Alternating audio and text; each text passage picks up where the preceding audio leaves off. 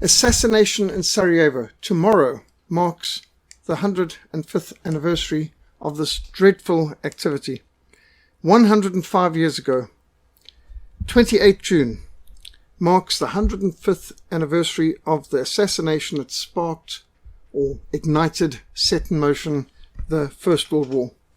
28 June 1914, the heir to the throne of the Austro-Hungarian Empire, Österreich, the Eastern Empire that had protected Europe for centuries from the Ottoman Turkish threat. The heir to the throne, Archduke Franz Ferdinand, and his wife Sophie were assassinated in Sarajevo, Bosnia. Considering the catastrophic consequences, it's remarkable how little is generally known about that fateful day and what led up to it. Security personnel and bodyguards can learn no end of lessons of what not to do from the catalogue of security failings of that day. That is probably the textbook example of everything you should not do is what they did that day from a security point of view. It was a violent and volatile province and city. First of all, a scheduled visit of Archduke Franz Ferdinand to Bosnia was published as early as March. Sarajevo was volatile, cosmopolitan, half-oriental community of 42,000 people. For hundreds of years it had been under Ottoman Turkish Muslim rule. The Austrians had liberated Bosnia and Herzegovina from the Ottoman Turkish Empire in the war of 1877 to 1878. So here's Bosnia. The Austrians took it from the Turks and freed a whole lot of other areas from it. The Turks had been controlling this whole area for many years. In 1908, the provinces of Bosnia and Herzegovina were incorporated formally into the Austro-Hungarian Empire. Here we've got Bosnia, there's Sarajevo. The date chosen for the state visit of Archduke Franz Ferdinand to Sarajevo was a date of painful historic significance for the Serbs, one of the most important dates in the calendar. It was the anniversary of their most disastrous defeat in history, 28 June 1389, at the hands of the Ottoman Turks at Kosovo. Just another reason why Kosovo is very important to the Serbs, and the fact that Muslim Bosnians wanted to hijack from Serbia Kosovo was a cause of a major war in our recent memory. But at this stage, they are looking at 28 June as a time to do something of great significance to fight back. Now, despite Austria playing a leading role in liberating the Balkans, they did most of the fighting, a lot of the dying, to free them from the Ottoman Muslim Turks. This was all part of the Ottoman Empire. The Ottoman Turkish Empire reached right to the gates of Vienna in 1500s and the 1600s. They were besieging Vienna as late as 1689. They had taken Budapest and sacked the city, took 200,000 Christians, slaves, back to Constantinople. They killed the king of Hungary in the 1500s. They controlled this area, and so Bosnia, Serbia, Bulgaria, Albania, all part of the Ottoman Empire, and even Greece, which only won its freedom in 1829. Many people forget this. So this was the situation. The Ottoman Turkish Empire not only controlled the Balkans, but in fact what today would be called Israel, a lot of Iraq, even Libya and so on, all that was part of the Ottoman Turkish Empire. The neighboring country of Serbia was intensely hostile to Austria, which seems strange because Austria had freed them from the Turks. And Serbia wanted to greatly expand its territory to include all the Slavs of the Balkans. Now, the word Slav is, by the way, where we get the word slave from. The Romans used to enslave the Slavs, and that's where the term slave comes from. The white people of Eastern Europe were the Slavs, and they were the ones that the Romans chose to enslave. So, interesting etymology of the word. So here you can see Bosnia, part of the Austro-Hungarian Empire. There's Serbia, Montenegro, Greece is down here, Bulgaria, Romania above, and so on. That just gives you a bit of an idea of some of what was going on. This is just 1913.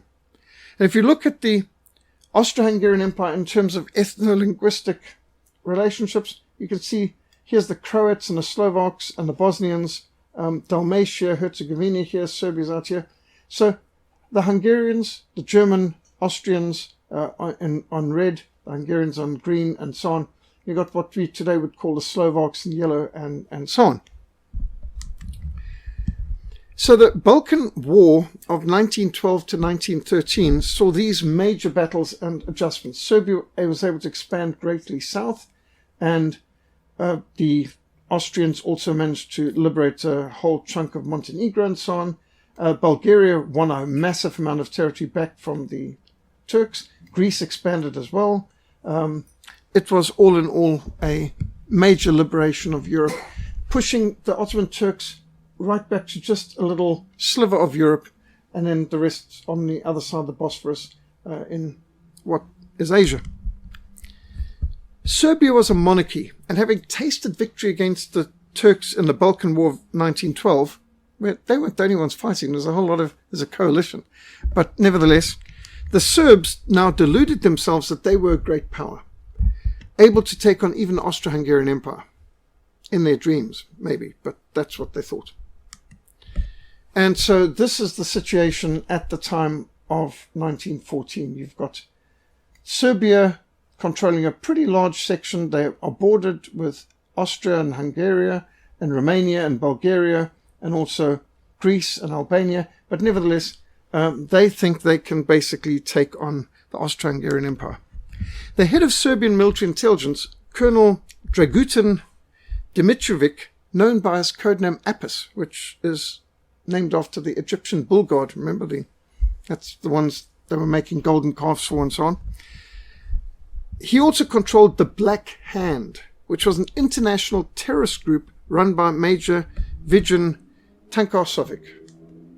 So these are three key elements in the battle. It was this group, the Black Hand, that provided the young Bosnians, as they called them, although they were Serbs, including Gavrilo Princip. He's the assassin who sparked the war. And he equipped them with 4 Browning semi-automatic pistols, 6 bombs, and cyanide capsules. This is even on the inventory of the Serbian army, having provided these to these terrorists. This was in May 1914. Princip received some training and pistol target practice in the park in Belgrade, the capital of Serbia, in the park, in the middle of the city, the capital. They doing practices at targets in the park with the pistols they've just been provided by the government there. Colonel Dragutin Dimitrovic is described as a revolutionary fanatic, pale, bald, heavy, enigmatic, like a giant Mongolian. Dragutin never married. It was said he is actually married to the movement. He is devoted to the movement of Serb nationalism and international terrorism. He required his revolutionaries to undergo a hooded initiation ritual, which included a seal engraved with a skull and crossbones and a dagger and bomb and poison, and it all seemed pretty occultic. Murder had been his business since his involvement in the 1903 assassination of the King of Serbia, King Alexander and Queen Draga of Serbia.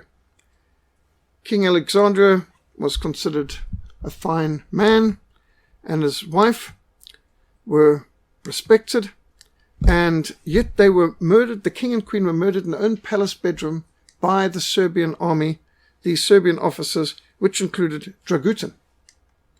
They were so disrespectful they even threw them from the balcony of the king and queen to lie on the ground in their bedclothes, stretched them out on the table, mutilated them, absolutely despicable, and then took pictures of themselves around the royal bedchamber where they had committed the dastardly deed. So Serbia is hardly a democracy. Serbia is described by many as a rogue state whose rulers were intimately involved in international terrorism. In our time, governments have gone to war over countries that they claimed were rogue states or terror-sponsoring states, even if there wasn't much evidence. But there was no doubt Serbia was a rogue state. If there's ever been a terror-sponsoring state, it was Serbia. The evidence is overwhelming that the young Serbian terrorists who murdered Archduke Franz Ferdinand received their weapons from the Serbian military and the basic training in Belgrade Park. Here's this Gavrilo Princip, the principal assassin who succeeded in killing the Archduke Franz Ferdinand and his wife. The Serbian Prime Minister, Pasic, informed the cabinet of Serbia at the end of May the assassins were on their way to Sarajevo to kill Franz Ferdinand. This is minuted. It's in the cabinet ministers' minutes. No secret. They knew about it. Of course, they never bothered to inform the Austrian government about this. The Serbian state documents include details about the movements of the assassins and of the bombs and the pistols in their luggage. In fact, here's the tracking. The blue marks the movements of Princip and Grazovic, and then the green, all three of the assassins, all the way to Sarajevo, and the yellow, the one who threw the bomb. So this just shows some of the tracking. The Interior Ministry of Belgrade was fully briefed on all aspects of the assassination mission, yet no warning was forwarded to the Austrian authorities of the planned assassination, obviously, because it was a state operation. From the Austrian side, the lack of rudimentary security arrangements on that tragic day is absolutely astounding.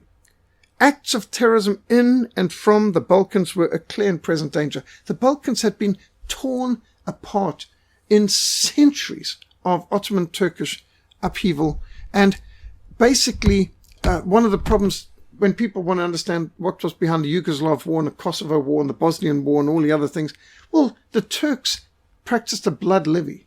When the Ottoman Turks took over, they required from every Christian 1 out of every 5 males to be raised as janissaries, soldiers for the Sultan. And of course, they could be as brutal with them as they liked. They didn't care how much lives they lost them, because it wasn't their people.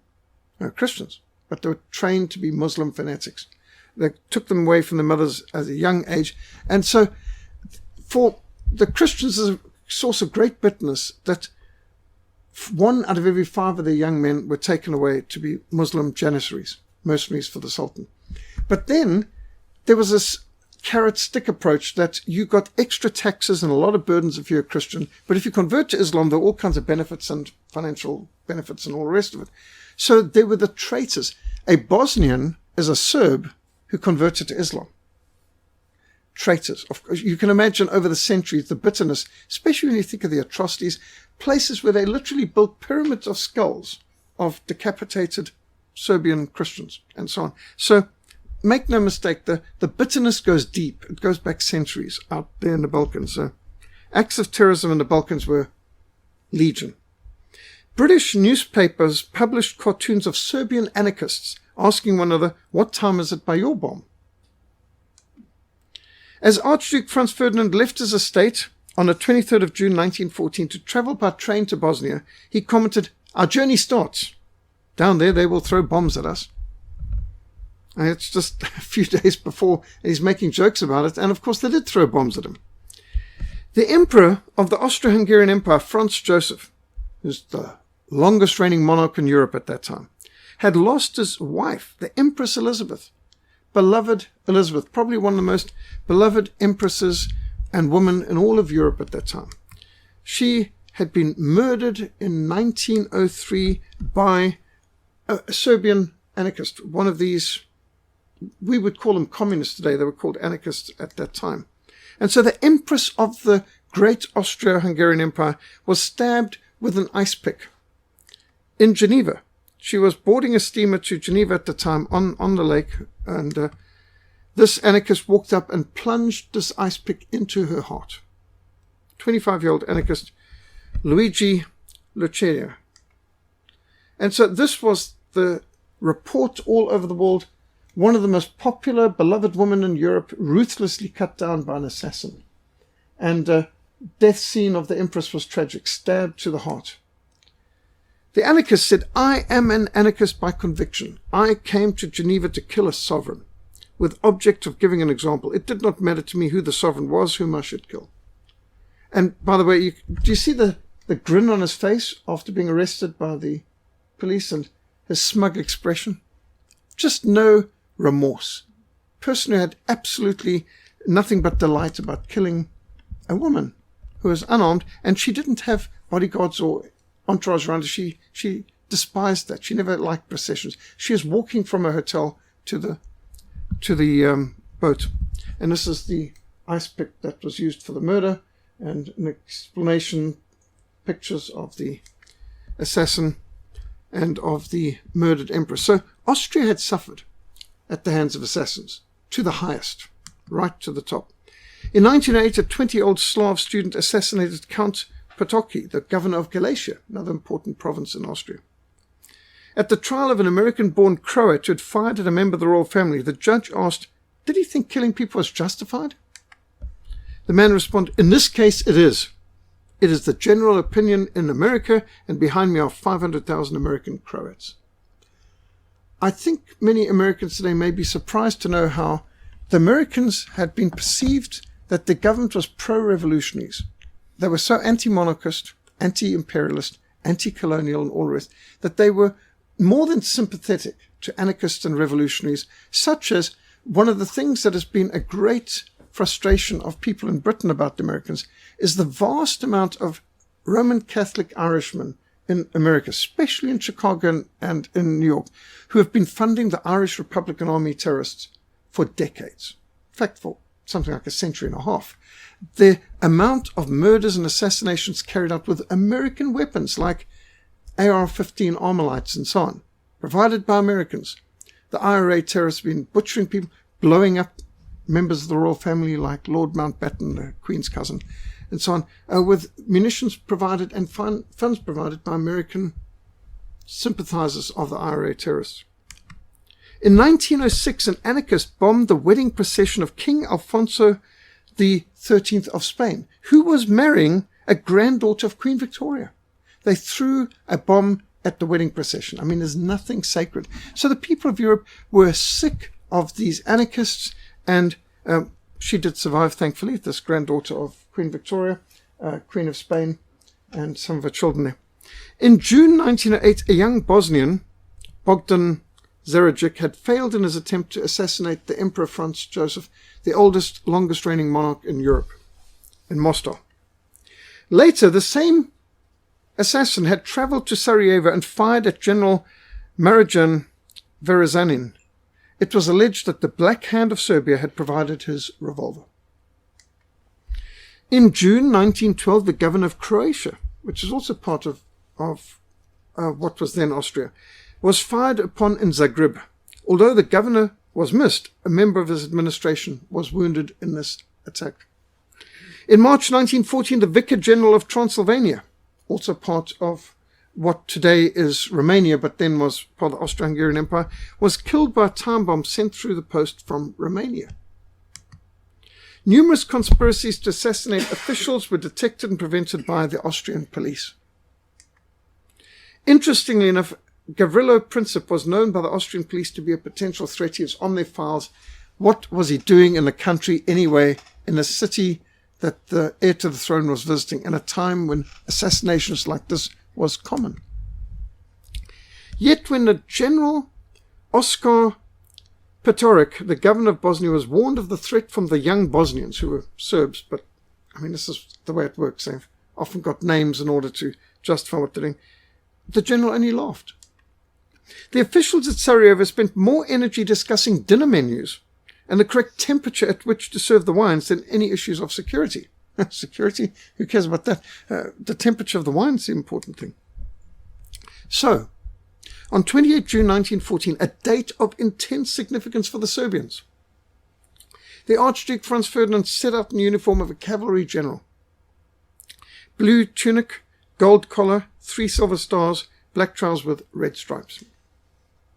His wife Sophie wore a white hat with a veil and long white silk dress with red and white fabric roses tucked into the red sash.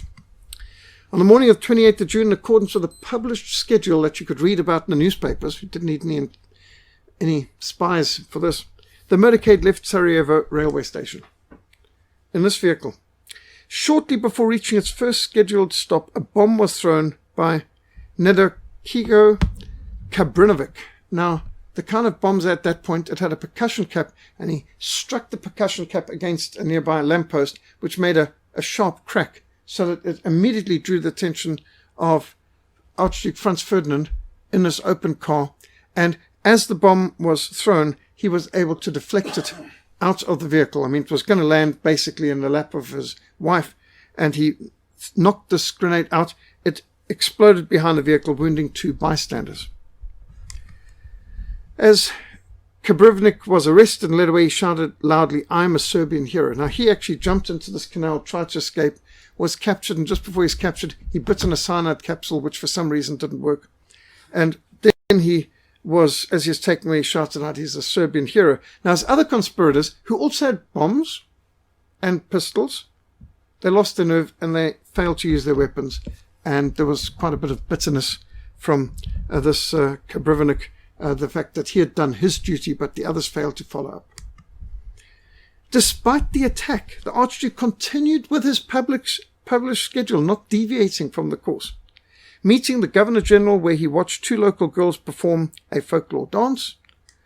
And there were speeches on the town hall and all the rest of it. And he insisted, in fact, afterwards to go past the hospital to visit the 2 people who'd been wounded in a bombing attack. And this, of course, made it possible for the assassins to try another attack. After visiting those who'd been wounded by the bombs, upon leaving the town hall, the driver took a wrong turn, turning left after crossing the river instead of turning right. And so you can see the planned route is in purple, and the green route is the actual altered route that they used. And you can also see where the different assassins were. Popovic, Mehmed Basik, Ilil, and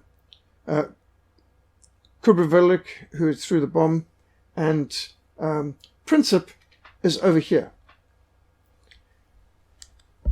The driver was told to stop and turn back. Now, in those days, cars had no reverse gear, so you had to push it backwards to get it back to where it was. They couldn't turn around the road, so they were pushing the car backwards, with it in neutral, I presume, in order to go into the Appel Quay. And this is where it was, outside this building, where the assassination took place, after crossing this bridge.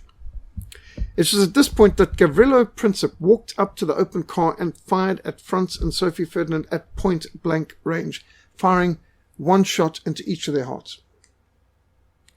And you can just imagine the shock, the cold-bloodedness. This is the Serbian military issue pistol, which is on display in the Austrian War Museum. The last words of the Archduke was, "Sophie, Sophie, do not die. Stay alive for our children." But there was no chance of her surviving either. Both had been shot in the heart. And this is on a picture at the time, and then on display to this day, the light blue jacket that the Archduke Franz Ferdinand was wearing that day. You can see at the time how much a blood splatter was evident. Of course, it's all dried very much by now, over 100 years later. And here's how the New York Herald announced that the Archduke Franz Ferdinand and his consort, the Duchess of Hohenberg, assassinated while driving through the streets of Bosnia. And bombs had previously been thrown at them. And all different details. Assassin kills heir to the Austrian throne and wife in street of Bosnian capital. Now, bearing in mind how very old Archduke Franz Ferdinand was, this man was about to become the next emperor of Austria within a year or 2. And so, absolutely outrageous. Serb student assassinates Archduke and his Duchess. Bomb hurled into carriage fails to explode. That's not accurate, but remember, sometimes you get information coming. That the newspapers rush to print. And this is in Washington, D.C., Evening Post, June 28th, 1914. So the wire service, and they did the best they could with what they knew. They were survived by their daughter and 2 sons. Every village in Austria draped in mourning in black colors and bells tolling. 28th June 1914 was Franz and Sophie Ferdinand's 14th wedding anniversary. Talk about the importance of dates. Many people miss the importance of dates. If anyone had studied their history of Sarajevo and Bosnia, they would not have planned a visit by the heir to the throne on that volatile date in that volatile city at that time. What's significant about 9/11? September 11th is not an arbitrary date. The date chosen by the bombers for hijacking those aircraft and flying them into the buildings in Washington, D.C. and in New York in 2001 was not arbitrary. It was on September the 11th, 1689, that the high watermark of the Turkish attack on Europe was thwarted with a counterattack by German and Polish cavalry outside the gates of Vienna. Vienna was besieged, long siege. On September the 11th, 1689, the King of Poland led the cavalry charge across the plain and wiped out the Turkish threat to the heart of Europe. And interestingly enough, that is why the Viennese bakers made a crescent-shaped pastry, which is called a croissant, because an Austrian princess later went to France, married the Dauphin of France, and became Louis XVI, and hence the French term croissant came to be termed for the pastry made in a crescent shape to remind the people that they'd had the Turks for breakfast. And a Capuchin monk found a lot of coffee in the abandoned trains and carriages and all the different tents of the Turkish besiegers, and he opened up a coffee shop, and because he was a Capuchin monk, therefore the coffee that he was making was called a cappuccino.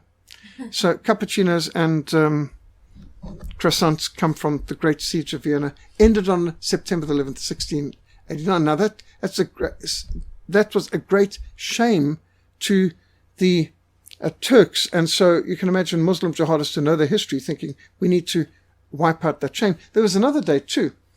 The Great Siege of Malta, 1565, was finally ended on September the 11th in 1565 as the Turks fled. So again, Muslim jihadists have got something with that date. There are dates that are significant in history which security people should pay attention to. The district judge, Leo Pfeffer, commented on Princip. It was difficult to imagine that so frail a looking individual could have committed so serious a deed. In fact, when Princip had volunteered to fight for Serbia in the First Balkan War of 1912, he was rejected as being too small. At his first interrogation by the police in Sarajevo, Princip declared that throughout his life, wherever he went, people took him for a weakling and he wanted to prove them wrong by murdering someone and his wife. Within days, all the conspirators were in custody except the Muslim Mehmet, who escaped to Montenegro. As Austria did not execute adolescents, and Princip was either 17 or 18 years old, but still he had to be 20 for them to consider him for an execution, he was sentenced to 20 years in prison and he died of natural causes, tuberculosis, April 1918, before the war he had initiated came to an end. And a chaplain reported that right before he died, he asked him if he had any regrets, and he said none at all. He's asked by the prison psychiatrist, do you have any regrets that your deed sparked a world war, the death of millions? Princip made clear, no, I have no regrets. If I had a chance, I'd do it again. Interestingly, Princip had killed the one man in Austrian Empire who was committed to averting war with either Serbia or Russia.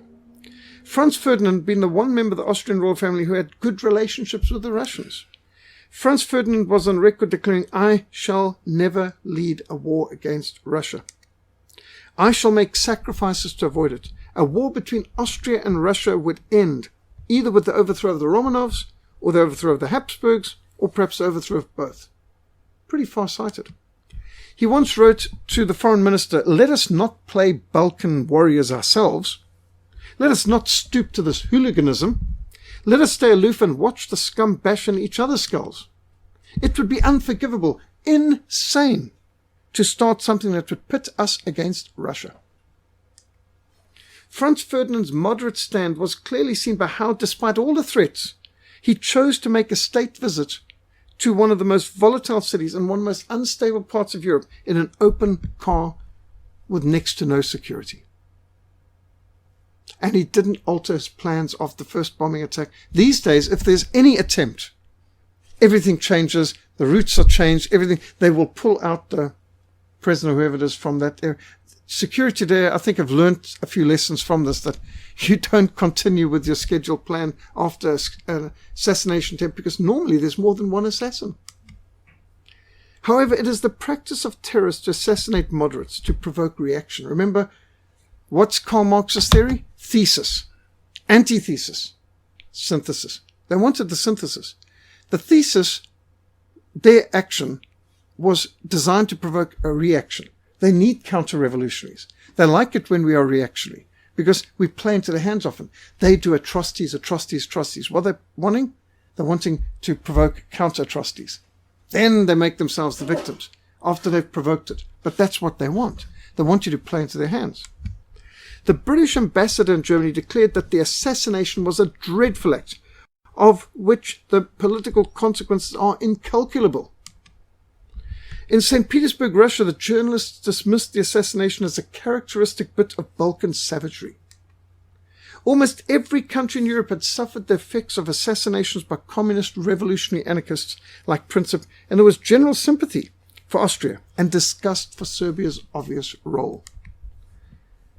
The funeral of Franz Ferdinand and his wife Sophie in the Catholic style open coffins where they are buried. Yet, despite all of Europe uniting in common revulsion against the Serbian terrorism, just over a month later, most of Europe would mobilize against Austria's attempts to deal with the Serbian terrorist threat. And so, Austria mobilized against Serbia. In fact, Austria gave a 1-month warning with ultimatum of things they had to do, which even people like First Lord the Admiralty Winston Churchill in Britain said, very reasonable. And everyone around the world thought Austria's demands of Serbia was completely reasonable. When Serbia refused, Austria went to war against Serbia. So Russia mobilized against Austria. So Germany mobilized in support of Austria against Russia. So France mobilized against Germany. So Germany was forced to counter to France. And next thing, what no one expected was Great Britain would declare war on Germany. Britain and Germany had never, ever been at war before 1914. Britain and Germany were the best of friends. They were the best of allies. In fact, the British royal family was completely German. If you've seen the Young Victoria film where Queen Victoria has this suitor, Prince Albert, struggling to speak in halting English to nonsense. They spoke in German to one another in Buckingham Palace while raising their children. German was their first language. Queen Victoria was as German as Prince Albert. He didn't have to stumble and struggle to speak English. And it's just the fact that the British have forgotten that their royal family is completely British. In fact, the British are German. Anglo-Saxons. Where the Angles come from? Angleland. Denmark and Germany. Saxons come from? Well, what was Martin Luther? Saxon. What's Wittenberg and Dresden? Well, capitals of Saxony at that time, and so on. So it surprised everyone that Britain went to war against a traditional ally for her traditional enemies, France and Russia. Why? Admiral Tirpitz said at the time, the German admiral of the High Seas Fleet, this war is really the greatest lunacy ever committed by the white races. Kaiser Wilhelm II said, it's not I who bears the responsibility for this disaster which now threatens the entire civilized world. Although he had given the Austrians support to act against Serbia when the Austrian Archduke was murdered by Serb terrorists on June 28, 1914, by the last days of July, there was no monarch in Europe trying more desperately to stop Europe's plunge to war than the Kaiser, who later on was branded by the Versailles Treaty as sole person responsible for the war. Yet no one had done more to avert the war. This is an American poster. Save Serbia, our ally. Serbia is a terrorist state, a rogue state. Every 28th of June, during the First World War, the American President Woodrow Wilson hoisted the Serbian flag at the White House in solidarity with this rogue state on the very date when it assassinated Archduke Franz Ferdinand, which led to the First World War. Does this make any sense? Proverbs 26 verse 17 says, he who passes by and meddles in a quarrel not his own is like one who takes a dog by the ears. You're going to get bitten in the face. 1914 shattered Europe. An entire generation of young men died in brutal trench warfare. No other war changed the map of Europe so dramatically. 3 great European empires were destroyed in the First World War. The German Empire, which was a very young empire. It had only come about in 1871. The house of the Hohenzollerns. Germany, land of some of the greatest of the fairy tales and of theology, and Bach, Handel, all great musicians you can think of. And you think of the destruction of Germany. And on their belt buckles was Gott mit uns, God with us. But of course, the soldiers on the other side were taught that they were godless. Both sides were probably taught that the others were godless. The Russian Empire of Tsar Nicholas, who had managed to civilize and Christianize the whole of northern Asia. The phenomenal achievement of the small Christian kingdom managing to take from the Muslims all of northern Asia and make it Christian in the Orthodox style. And the Austro-Hungarian Empire, Österreich, who had stood firm against the Ottoman Turks for centuries, being the eastern bulwark protecting Europe from the threat of Islamic invasion for centuries. 1914 marked the end of the greatest century of Christian advance and the beginning of what has proved to be the worst century of persecution. More Christians have died in the 20th century for their faith than all other 19 centuries combined. The consequence of the First World War continues to have far-reaching repercussions to this present day. You think how the war began with cavalry, progressed through gas warfare, aircraft being used in warfare, trench warfare, machine guns, flamethrowers.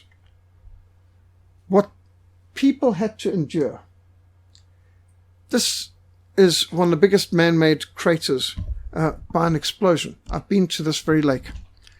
The British brought in Welsh coal miners to dig under the German trenches, actually concrete bunkers and fortifications, and they put something like 1 million pounds of explosives under and exploded, killed something like 6,000 people in a matter of a few seconds.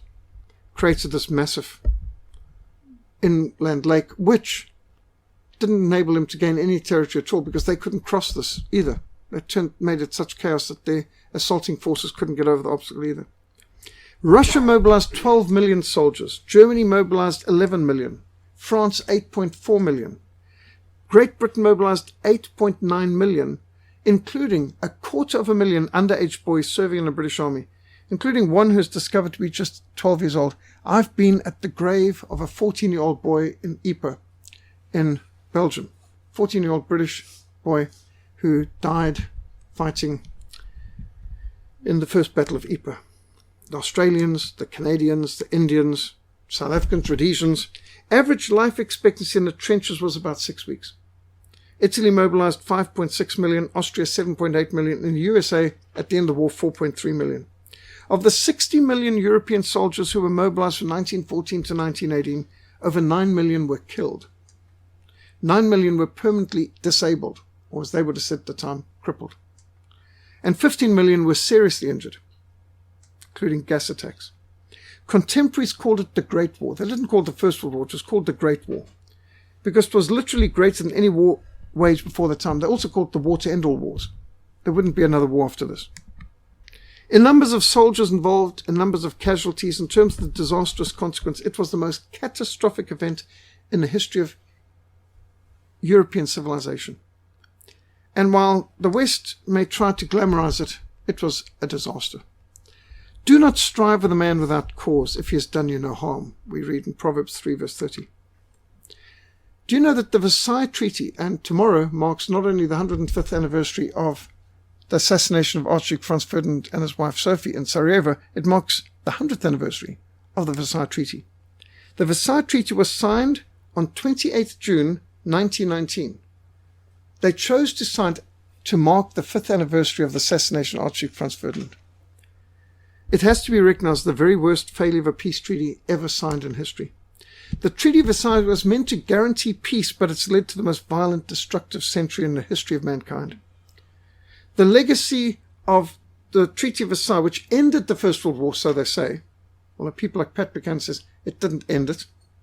It actually, you should think of the First and Second World War as Europe's 30 Years' War. It's just one war. It guaranteed the Second World War, and it also led to the destruction of Christian civilization, much of Europe, and throughout the world for over a century. Why is the world no longer Christian?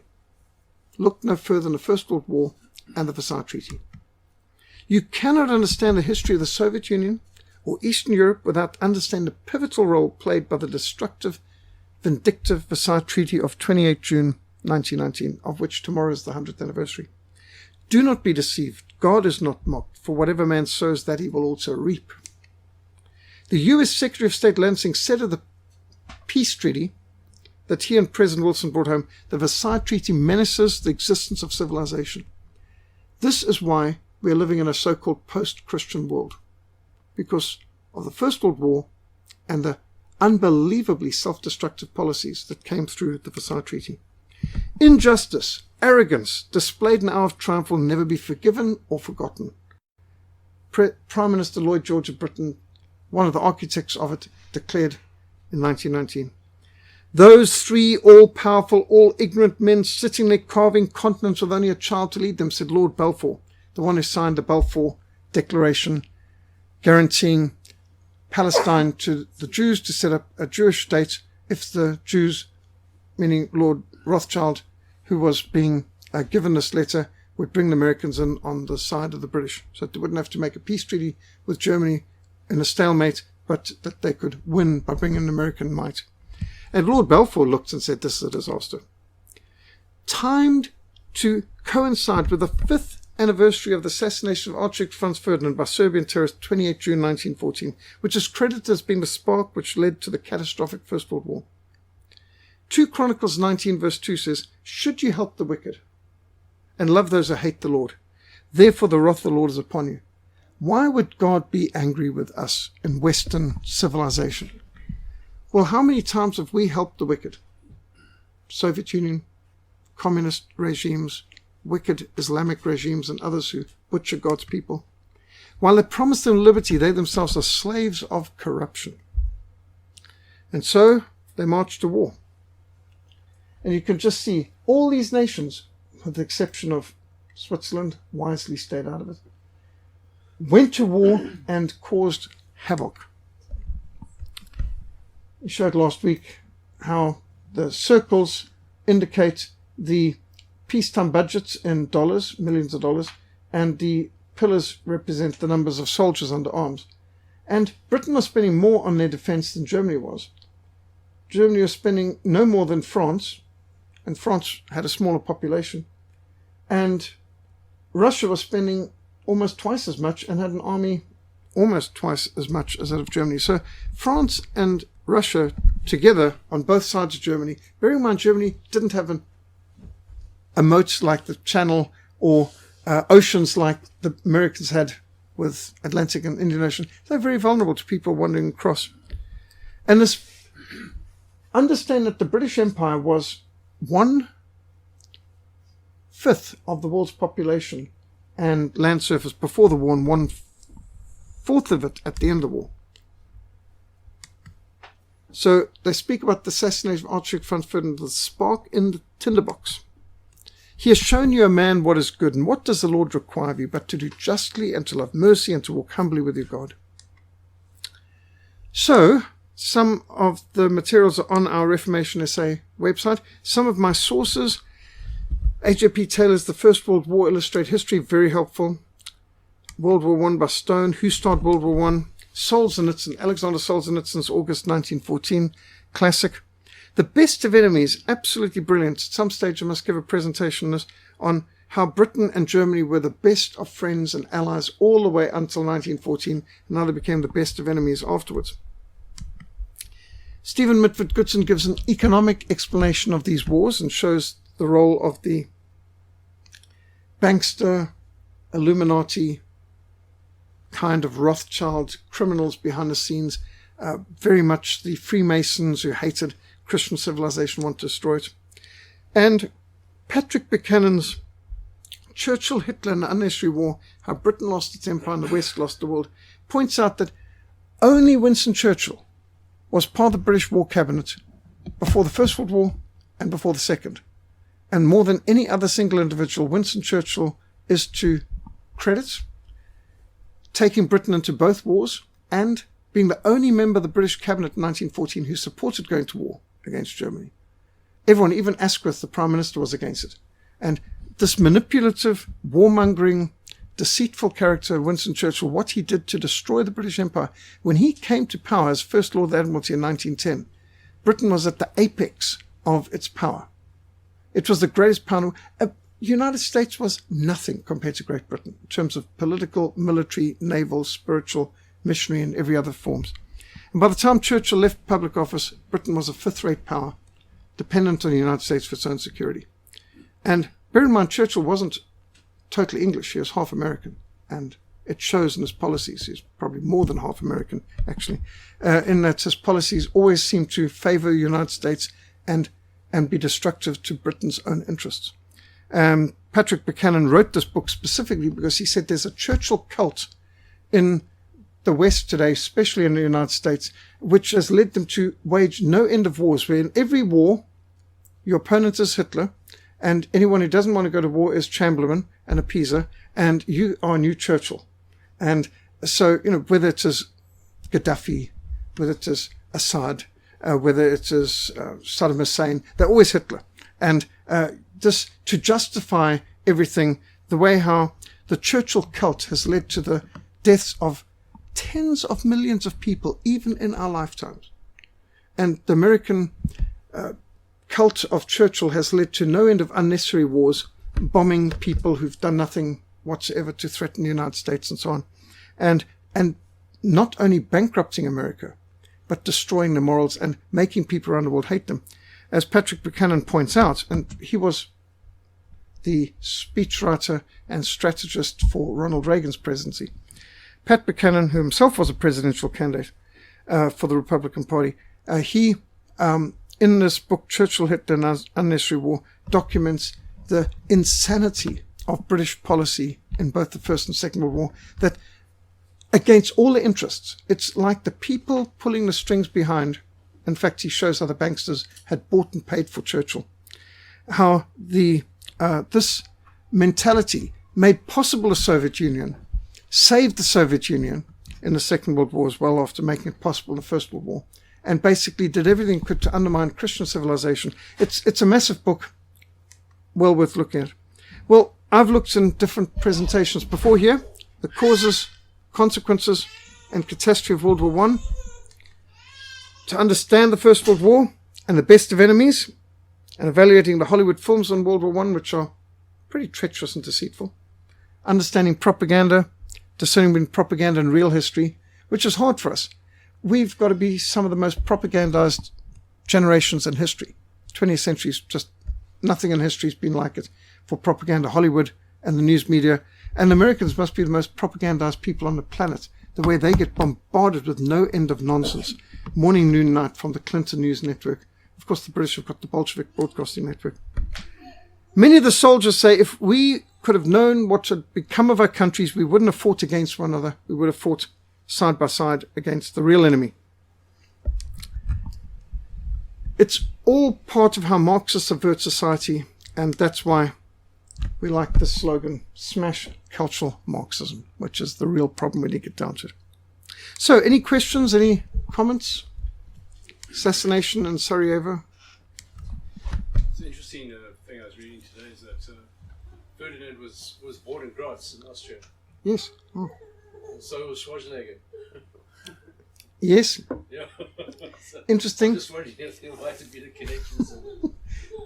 Well, Schwarzenegger is an interesting character. Yeah. And, of course, he's one of the few war movie heroes who actually served in an army. Yeah, he did. He served in a tank corps. I don't know how he fit in those tanks, but maybe they made them big in Austria. It wasn't necessary that much then. Maybe not. Before he bulked out, yes. They made bigger tanks. Yeah. No, in fact, I'm surprised that he didn't make a push for the presidency, because they'd have probably changed the constitution just to let Schwarzenegger. Yeah, but he couldn't. No, he had to be born in America. He definitely had it in mind when he married. But considering that you had a person who wasn't born in America, like Barack Hussein Obama managed to be president, the fact that he was born in Kenya didn't seem to. It didn't seem to, yeah. Prevent. He said he was born in Hawaii. Yeah. So. There's no evidence for that. No, we know that. In fact, you can go to Kenya and his grandmother will show you the hospital where he was born and all that sort of thing. They've got tours in Kenya for. Well, he grew up in a madrasa in Indonesia. Yeah. Speaking fluent Arabic. Yeah. He said the most beautiful sound in his life is the call to prayer from the minaret. Yeah. Arnold Schwarzenegger. No, we're talking about Barack Hussein Obama. No, Schwarzenegger is a Catholic, as most Austrians are.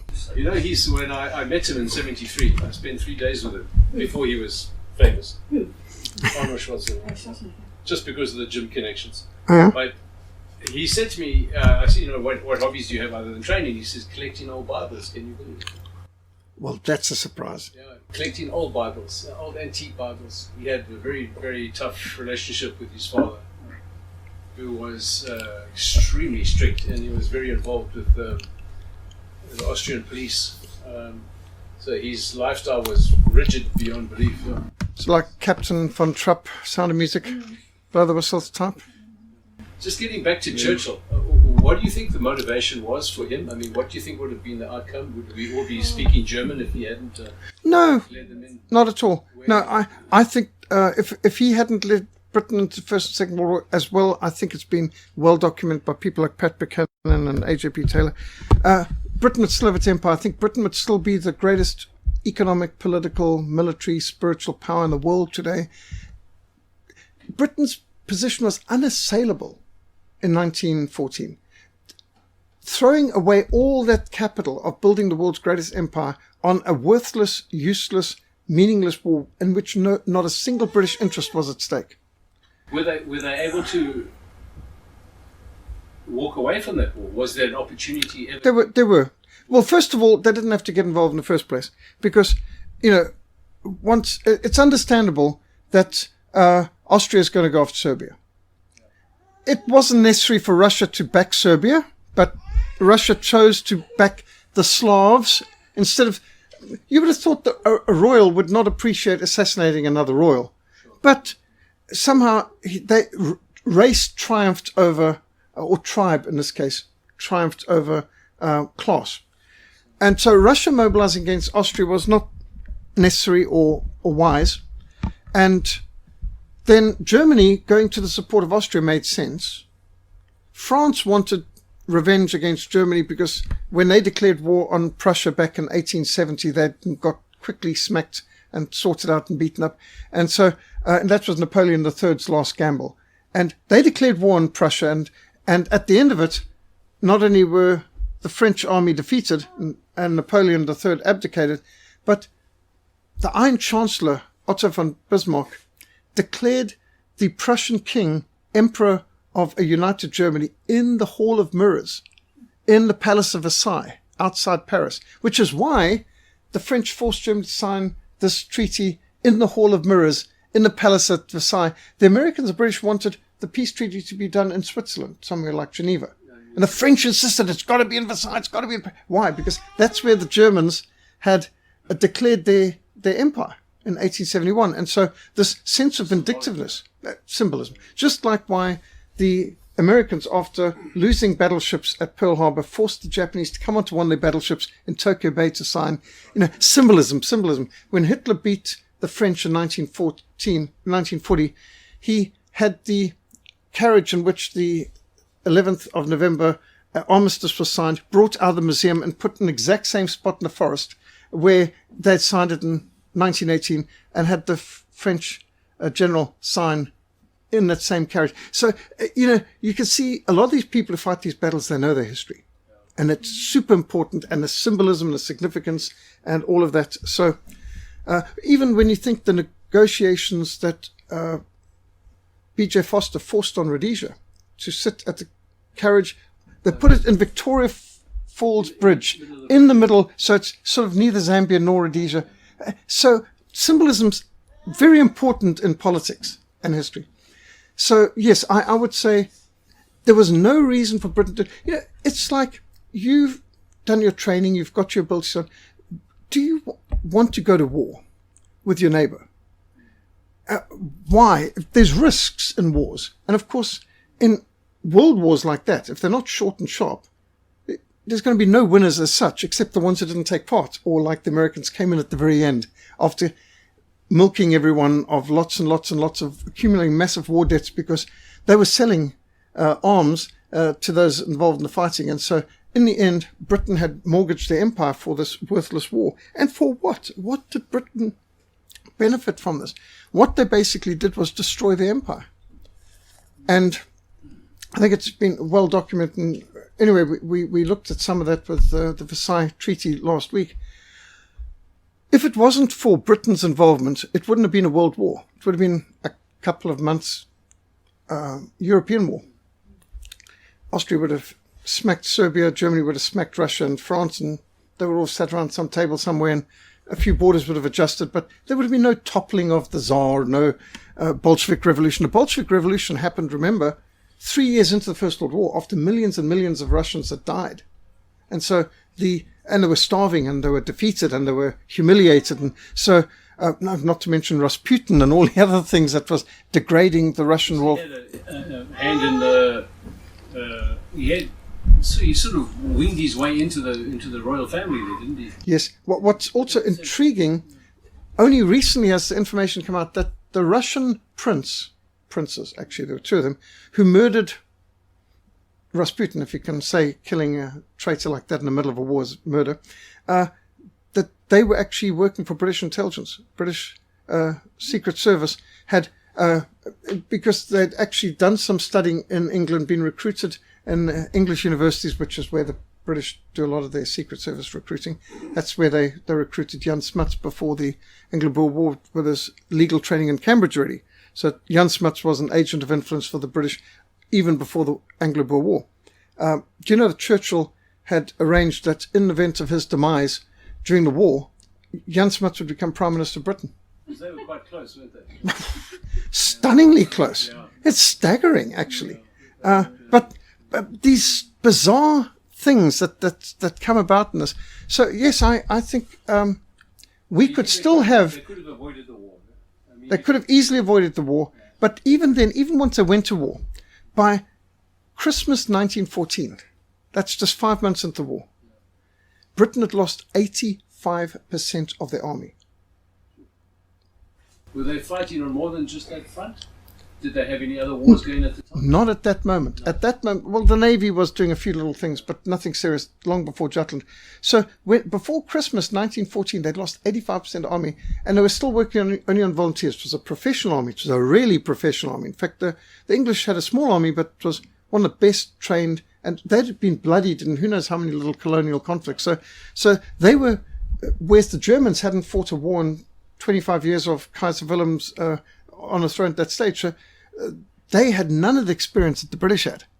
The British had a lot of but they wiped out their army on what? In Flanders fields. They're all buried within 10-mile radius around Ypres. So at that point, some people were saying, the Pope and others, and Emily Hobhouse, and there were many suggesting, look, can't we just walk away? And in 1915, the Kaiser actually offered, why don't we just return to pre-war boundaries and admit this being a bad idea? It offered again in 1916.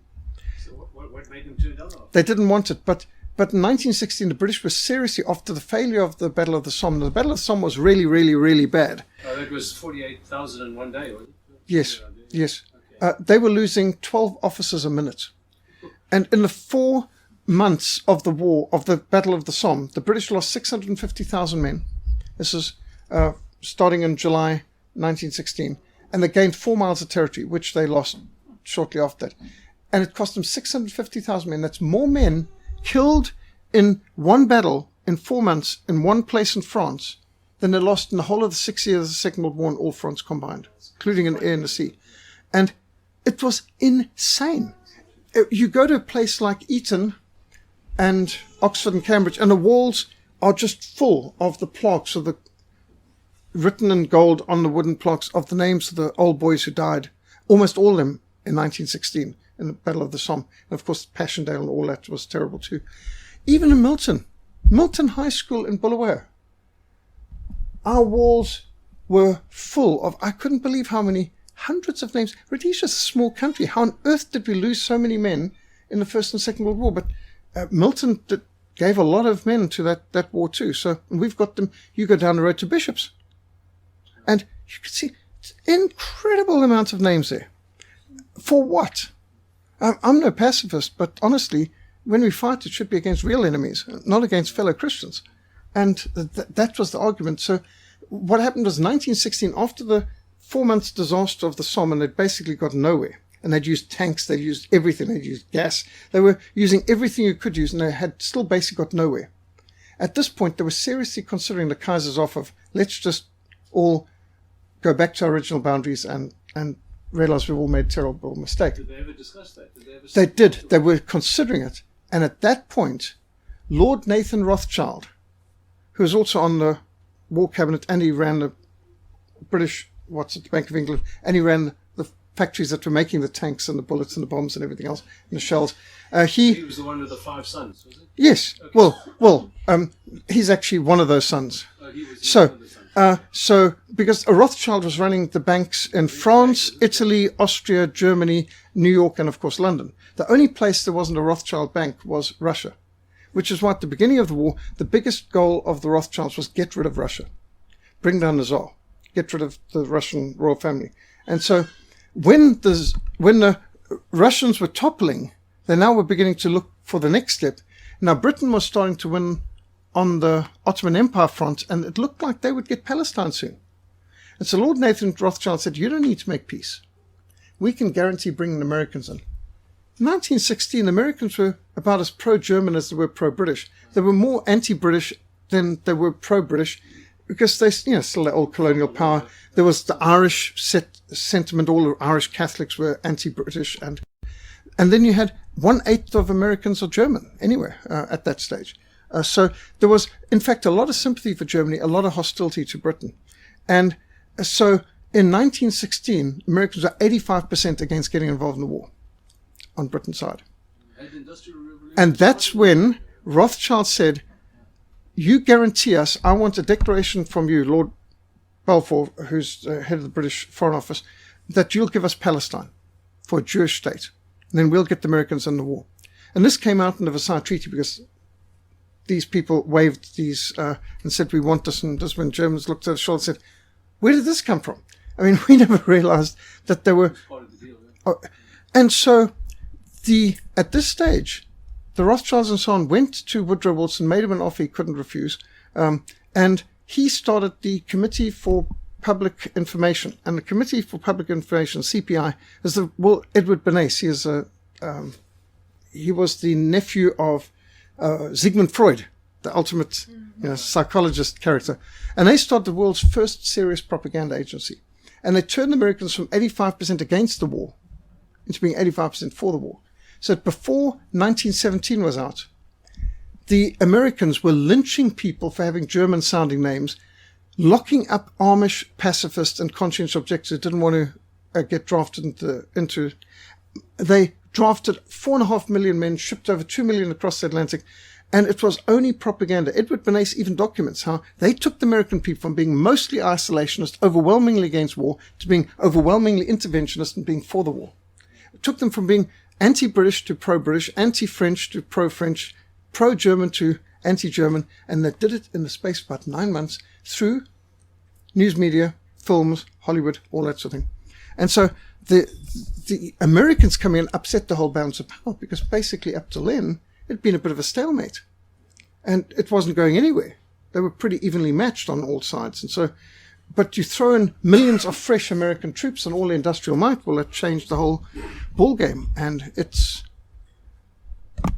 we're touching on several other potential presentations and lectures there. The war machine in America needs wars to keep going, doesn't it? Well, up till then, America wasn't much of a war machine.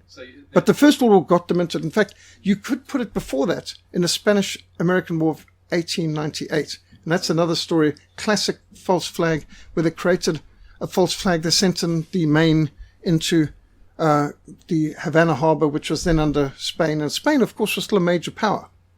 And next thing you knew, the American ship, the Maine, blows up and they blame Spain. And, well, why would Spain start a war with the Americans?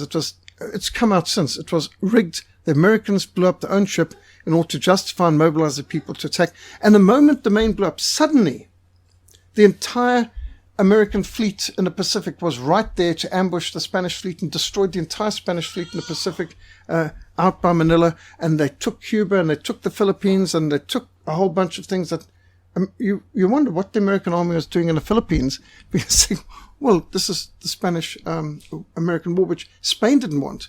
But America became a major power with the Spanish-American War of 1898. And that's the beginning of America starting these wars.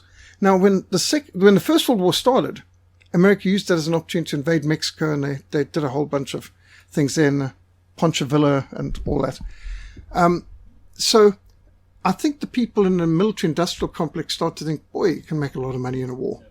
And once they got in the First World War, this started who knows how many others. And in the Second World War, it was South African gold that funded them. The first thing that Jan Smuts did after ousting our elected Prime Minister, General James Barry Hertzog, in 1939, for refusing to declare war on Germany, was he shipped all of South Africa's gold to Simonstown, which the USS Quincy loaded 20 million pounds of it on board, off to America to fund Lend-Lease, bombs and bullets to Britain and Russia and all that. And it was never discussed at Cabinet. It wasn't discussed in Parliament.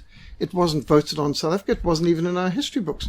I only know of it because I read it in the American history books written by Pat Buchanan, that Smuts shipped our gold on Churchill's request to Simonstown for the American Navy to pick up, to take to New York, and the Americans used that to fund the weapons that saved the Soviet Union.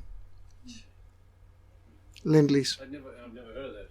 No, it's absolutely staggering. When I brought this up to Stephen Mitford Goodson, it was news to him, and he said, show me the book and the footnotes, and I showed him, and he did investigation. He came back and he found out from, in fact, our production of gold at the time, quite right, we would have had that amount, and followed through the USS Quincy. Yes, it was at Simonstown this time, and he said it's staggering. So he put it in his revised edition of Jan Smuts, which Stephen Mitford Goodson wrote. So we've got the Smuts book. So he actually, that I think is the first South African book that documents what the Americans knew for quite a while, that it was South African gold that funded Lend-Lease. And we never got anything out of it. Well, aside from getting betrayal later. So you think that, in fact, as it's also documented by Pat Buchanan, The Unnecessary War, that right at the beginning, it was made clear to Churchill by FDR, we'll save Britain, but we won't save your empire. The cost of us coming in is, and it's not that Britain was at risk, because Germany kept wanting peace with them anyway and never wanted to fight them. 60 different attempts. Even Rudolf Hess comes in, the deputy Führer flies in at night, parachutes, first time he parachuted in his life. Pretty brave thing for a man in his late 40s. Parachutes into Scotland in the middle of the night. And he comes to offer peace with Britain as well, after they've turned down 16 other offers through Sweden and the Red Cross in Switzerland and so on. So Britain wasn't even at risk. But as Pat Buchanan says, isn't it amazing? Britain chose as its enemy someone who was pro the British Empire, and chose as the ally someone determined to dismantle and destroy the British Empire. You know, FDR of America, their policy is to destroy the British Empire. So you can see for us in South Africa and Rhodesia, it was insane, because we thought we were fighting for the Commonwealth and they'd fight for us when we need. What we didn't know is he had already agreed to abandon it all. And so the price of American support was, you give us, well, it wasn't just giving us islands like Diego Garcia, where they took all the inhabitants of Diego Garcia in the middle of the Indian Ocean, and just expelled them, so that they could put a top secret US Navy base in there. But they took a whole lot of other things too. And Britain had to agree, America had full access to all Britain's raw materials, colonies, and also that America could market their manufactured goods there. So Britain's building the railways, building the bridges, doing all the expenses, and Americans can come in and snap up the raw materials and snap up the markets without the expenses. So this is where neocolonialism came in, the American imperialism through, like what the Chinese are doing, today. And this is what bankrupted not just Britain, but the French and the Belgian, all the other colonies. That the deals made during the Second World War was basically mortgaging and bankrupting the empires. And the highest policy goal, aside from saving the Soviet Union, was dismantling Britain's empires in Asia, Africa, and so on. Was there a reason for it? Just Well, to all fragment all that, just easier to control? Well, yes. I mean, look, right now, the two greatest empires of the 20th century, on denial that there were empires, America and Russia, the two greatest empires of the 20th century, and they're both anti-imperialist, anti-colonial. Well, what do they think? What's the American army doing in 156 countries in the world? Defending ourselves. What are you doing bombing people? Old Barack Hussein Obama got a Nobel Peace Prize for bombing 8 different countries, which is twice as many countries as Bush bombed. Bush was a warmonger, but Barack Hussein Obama is a peacenik because even though he dropped something like 10 times more smart bombs and drone attacks, he signed something like 2,600 assassination authorizations for drone attacks in his first 2 years in office. I don't know what was over his 8 years, but the amount of You had a lot of executive the amount of people killed, and we mean collateral damage. We're assassinating that person. We happen to get 15 of his neighbors. Tough. And it just, but these drone attacks, and they're getting upset about Iran shooting down a drone.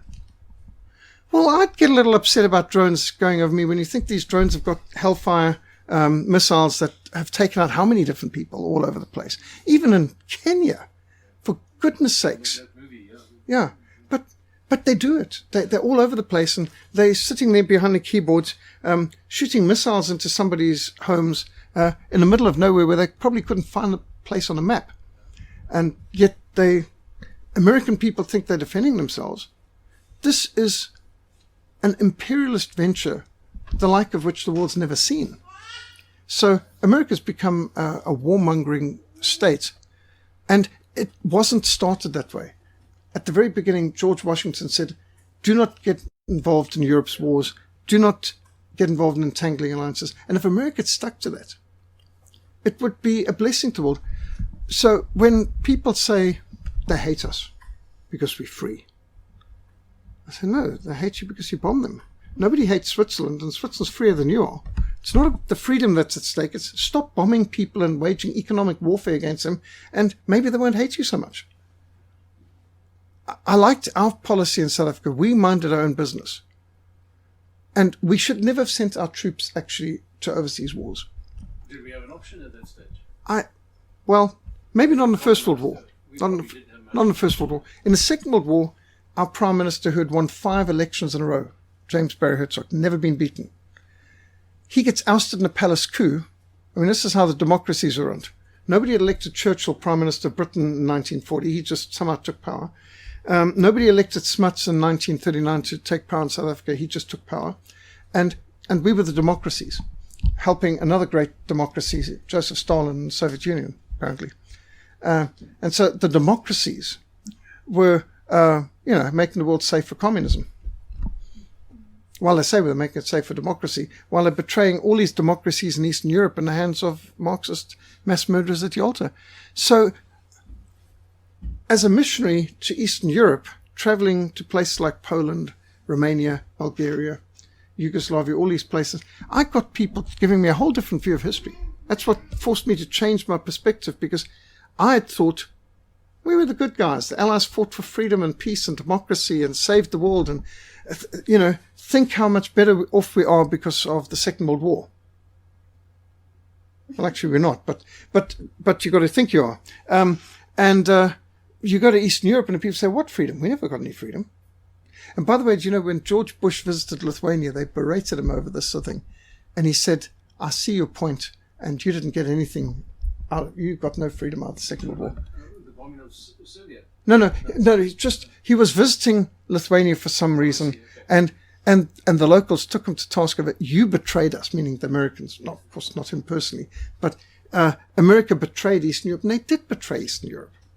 There were armies in Lithuania. The Lithuanian army was fighting up to 9 years after the Second World War. 1954, platoon strength. They were still fighting in the forest of Lithuania.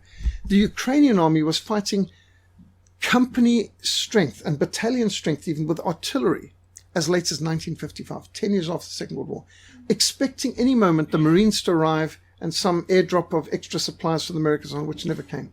Because they were fighting for freedom. So, isn't that what the West stands for? 1956, I ministered in Hungary. People in Hungary said when they rose up in 1956 against communists and took Budapest and ousted the communists, they were expecting the West to come and help them. Nothing came, and they were all slaughtered. I don't know if you've heard the recordings of radio freedom in Budapest was broadcasting out, and they were, about giving details about how the communists are closing, and Bill Bathman writes about it and it's going through.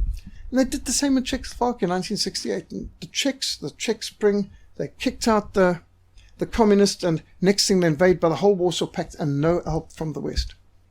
It was the same with Finland and Denmark and those places with Russia. That's correct. And then you can think of Mozambique and Angola, and so on. So, Rhodesia, South Africa, Southwest Africa. So we've seen, for the last 100 years, there's been a systematic betrayal of Christian countries and a continual support of communist countries. Now, if you look at it this way, if you make a mistake, we're all human. Everyone makes a mistake. You make the same mistake twice, you're stupid. You make the same mistake 10, 15, 20, 100 times, you've got a hidden agenda. Nobody's that stupid. Now, when the British Foreign Office and the American State Department, they just made a mistake. No, this is the consistent policy. You all should remember who Jonas Savimbi was. Jonas Savimbi, UNITA freedom fighter in Angola. I had breakfast with him up in Angola back in 1980s, and he had a few jokes. His one joke was, do you know why there hasn't been a revolution in America in over 200 years? There's no American embassy in America. Which sounds a bit funny. And then he says, it's better to be America's enemy than America's friend. I remember this is somebody who'd quote George Washington and Thomas Jefferson. I mean, he likes the American Constitution. He's promoting America in many ways and trying to model his United Freedom Fighters on American principles.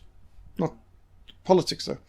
And he said, if you're America's enemy, you will probably be bought. But if you're America's friend, you'll certainly be sold. Well, he was, wasn't he? He was sold.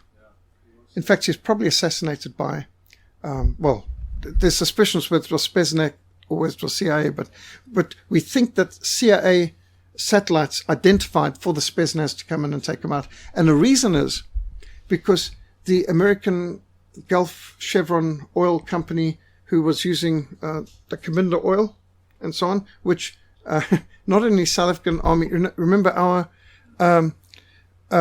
Recce, who got arrested, captured up there while he is actually involved in sabotage of the oil fields there. Yes, Wynand de Toy. And he, and when UNITA did some raids on the Cabinda oil fields, which is funding the communist government that they're fighting for freedom. And it's basically paying for the Cuban mercenaries who are fighting, 55,000 strong. So, just a legitimate military target. Well, the CIA basically was tasked by Gulf Chevron, get rid of Savimbi. And next thing, the Russians managed to pinpoint through a satellite phone, and I believe only the Americans had the technological ability at that time to do it, and they came in and assassinated him, which is probably, the official story is he was assassinated by Spetsnaz, Russian Special Forces. But I know people who think it was CIA operation. Whether it was partly CIA, partly Russian, or all, the point still is they wanted him gone. Yeah, he was definitely the go-to guy in Angola. Jonas Savimbi is a good man, and he's a Christian, and his father was a great evangelist, and I never had anything but help from them, and I could preach anywhere on anything, no limits. There was real religious freedom in UNITA-controlled freedom fighter areas in Angola. And I must say, it's things like that. When I was growing up, I didn't question the narrative.